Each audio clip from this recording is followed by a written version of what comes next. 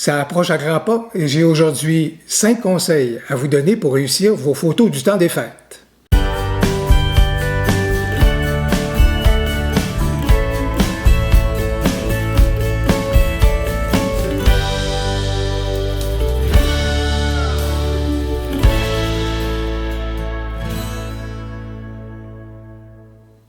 Bonjour, mon nom est Louis Lavoie, je suis l'auteur du blog fairedelabelephoto.com, un blog qui s'applique à partager, tout comme cette chaîne-ci, des trucs, des conseils, des astuces, de même que des découvertes afin que vous puissiez progresser dans votre cheminement photo. La magie des fêtes est à nos portes et vous avez certainement le goût de réussir vos photos durant cette période-là où on se réunit en famille avec nos proches. Et peut-être même que vous avez peut-être un mandat de la part de votre famille parce que vous faites de très bonnes photos et les gens vous disent « Ah, on aimerait ça que ce soit toi, la personne, le photographe ou la photographe attitrée pour nous aux rencontres de famille. » Ah là là, voilà qui met un peu de pression. Alors, c'est pourquoi aujourd'hui, j'ai donc 5 conseils à partager avec vous pour réussir les photos. Première des choses qu'il faut constater, c'est que toutes ces lumières-là de Noël qu'on a, elles sont trompeuses. La magie du temps des fêtes repose beaucoup sur de l'éclairage. Alors, des lumières de Noël, je vous en montrais. Alors, ça semble démontrer une abondance de lumière, mais c'est tout le contraire qui se produit.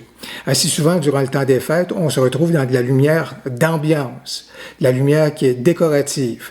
Et même si elle est nombreuse en apparence, elle est souvent pas généreuse. Alors, c'est donc une période extrêmement difficile pour les photographes. Et ça se rapproche beaucoup de la photo événementielle. Si vous faites de la photo événementielle corporative, par exemple, les techniciens de scène, par exemple, font des aménagements pour créer de la lumière d'ambiance. Et voilà qui sert bien les fins de l'événement. Mais pour les photographes, ce sont des situations qui sont très souvent ingrates. Alors, c'est pourquoi il faut déjà se mettre dans l'état d'esprit que malgré les apparences, la lumière ne sera pas généreuse. Alors, le premier conseil que j'ai pour vous porte sur les objectifs à privilégier. Si vous avez des objectifs fixes, bravo, c'est le temps de les mettre à profit. J'ai à l'esprit, par exemple, un objectif 50 mm. Vous pouvez peut-être avoir un objectif avec une ouverture généreuse maximale de f1.8, f1.4 dans le cas de celui-ci. Peut-être que vous êtes dans le sans miroir et, par exemple, dans ce cas ici, un 22 mm avec une ouverture généreuse de f2 va pouvoir rendre de précieux services. Bref, en définitive, souvent avec les objectifs fixes, vous êtes capable d'obtenir des ouvertures maximale très généreuse. 1.8, 1.4, F2 ou F2.8. Et ce sont certainement des ouvertures qui vont être mises à profit. Pourquoi? Parce qu'on va vraiment avoir besoin de laisser entrer le plus de lumière possible. Elle ne sera pas généreuse, donc il faut vraiment ouvrir au maximum à ce moment-là pour pouvoir tirer profit des situations qui vont se présenter à nous. Si vous avez un zoom et vous comptez quand même privilégier le zoom puisque ça va vous permettre de vous adapter aux situations qui vont se présenter, pas de souci, mais sachez qu'en définitive, vous allez toujours chercher à travailler avec votre ouverture maximale. L'autre élément, c'est que bien entendu, avec cette ouverture-là, vous voulez privilégier une faible profondeur de champ.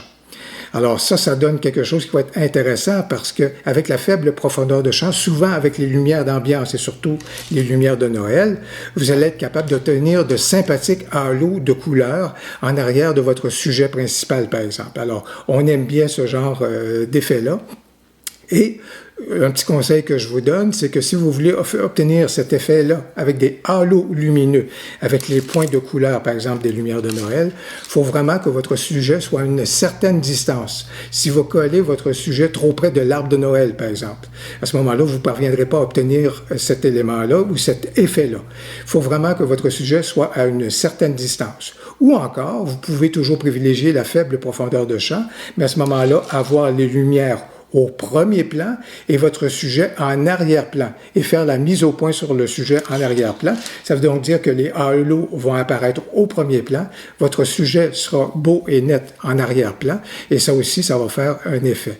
Le deuxième conseil que j'ai pour vous, c'est la gestion de vos ISO.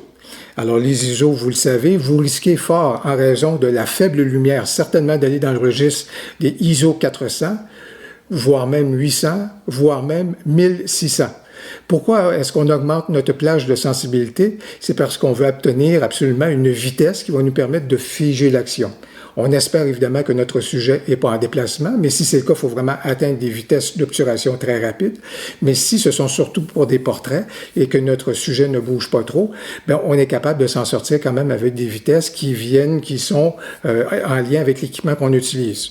On utilise un objectif d'un 50 mm, ben, dans le meilleur, on espère bien obtenir une vitesse au moins minimale de 1/50e de seconde. On est avec l'équipement sans miroir et on utilise un 22 mm et c'est super léger, ben, on est peut-être capable de s'en sortir avec un 20e de seconde, toujours avec une bonne pose, avec une bonne stabilité comme photographe. À ce moment-là, ça, ce sont des vitesses minimales. Alors, pour éviter les flous de bouger, voici les vitesses qu'il faut obtenir et à ce moment-là, ça peut nous amener à jouer avec nos plages de sensibilité, donc nos ISO. Le troisième conseil que j'ai pour vous sera peut-être une découverte pour certains, mais en fait, c'est de privilégier le format RAW, dit le format brut, ou encore le format qui est non compressé. C'est un format que vous pouvez obtenir dans votre appareil photo qui va vous donner énormément de matière, beaucoup de données. L'inconvénient du format RAW, c'est que c'est sûr qu'à ce moment-là, on doit absolument faire du traitement numérique par la suite, parce que c'est un fichier qui nous arrive avec énormément d'informations, beaucoup de potentiel, mais il faut absolument à ce moment-là manipuler le fichier et puis en faire le traitement pour obtenir notre photo. Mais contrairement au fichier JPEG, il y a donc beaucoup cette possibilité-là. Et l'avantage, particulièrement durant le temps des fêtes, c'est qu'il nous permet par la suite de corriger ce qu'on appelle la balance de blanc. Parce que tout l'éclairage qu'on a durant le temps des fêtes est assez complexe à gérer pour un appareil photo. Lumière naturelle, lumière artificielle. Dans cette lumière artificielle-là, tantôt c'est de l'éclairage incandescent, tantôt c'est du néon, tantôt c'est un coup de flash qu'on envoie. Bref, dans tout cet amalgame-là de sources de lumière, notre appareil parfois patine, fait des choix qui ne sont pas toujours les plus heureux. Et on veut avoir la possibilité de corriger tout ça à ce moment-là et d'apporter les ajustements qui sont nécessaires. Tandis que lorsqu'on a figé le tout dans un format JPEG, des fois, on est coincé. Alors, pour obtenir le meilleur à ce moment-là des deux mondes, la suggestion que j'ai pour vous, c'est que votre appareil photo vous permet souvent de pouvoir prendre une photo, mais d'obtenir deux types de fichiers. Le JPEG, que vous connaissez, et le format RAW.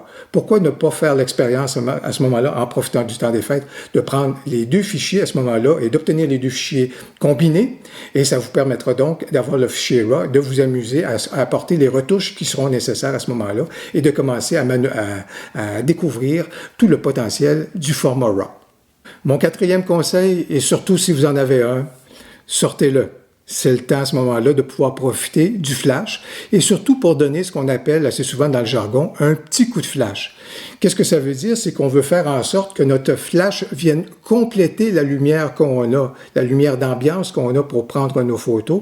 Et assez souvent, c'est pour que ça vienne déboucher les ombres, enlever un peu d'ombre à ce moment-là auprès des personnes, puis juste venir donner ce petit coup de flash-là qui est nécessaire pour compléter une belle lumière à ce moment-là. On ne veut pas que le flash prenne toute l'importance ou soit la principale source de lumière. Parfois, ce sera nécessaire, mais d'autres fois, c'est qu'on a juste besoin d'un petit coup de flash. Afin d'obtenir un petit coup de flash, il y a deux façons de pouvoir le faire. La première des choses, c'est que vous pouvez travailler en mode manuel avec votre flash et diminuer son intensité de façon à vous assurer qu'à ce moment-là, il ne prendra pas toute l'importance, il ne travaillera pas à 100%, mais il va travailler à une certaine intensité qui viendra juste apporter ce petit ajout qui est nécessaire. La deuxième façon que j'affectionne particulièrement pour donner un petit coup de flash, c'est de travailler avec une pose qui est relativement lente. Évidemment, tout ça repose sur le fait que le sujet de la photo ne bougera pas à ce moment-là. Et c'est un type de prise de photo que j'affectionne beaucoup au niveau de la photo corporative, par exemple. Lorsque j'ai une belle lumière d'ambiance et quand je prends des photos, à ce moment-là, je veux vraiment juste ajouter un petit coup de flash à ce moment-là pour être certain que ça débouche les ombres. Et ça peut être la même chose. Et comment on y parvient? On peut peut-être travailler en mode TTL, donc through the lens. TTL, ça veut dire through the lens. Donc, le flash prend ses points de repère à partir de ce qu'il reçoit et des informations qu'il recueille de l'objectif, donc through the lens.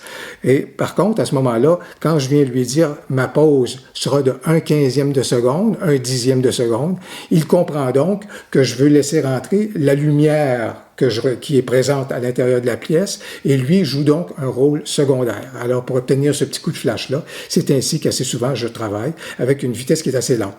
Par contre, l'inconvénient, c'est que c'est certain que pour éviter le flou de bouger, je travaille habituellement avec un trépied, ou encore, si vous voulez le faire, ça m'est arrivé de le faire également à main levée, mais assurez-vous d'être extrêmement stable et surtout que votre sujet ne bougera pas.